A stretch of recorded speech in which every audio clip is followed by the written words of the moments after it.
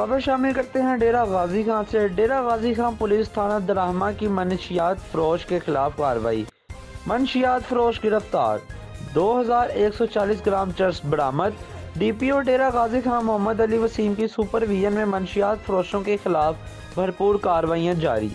मजीद तफसीलात जानते हैं अपने नुमाइंदे अख्तर भट्टी से।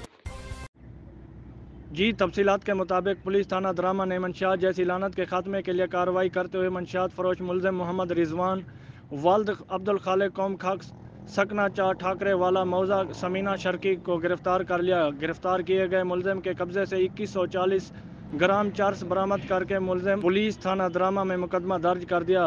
मुलजिम मोहम्मद रिजवान का कहना था कि ये मंशियात मज़र वाल्द मोहम्मद नज़र छज्जू सरवर वाली से ख़रीद की।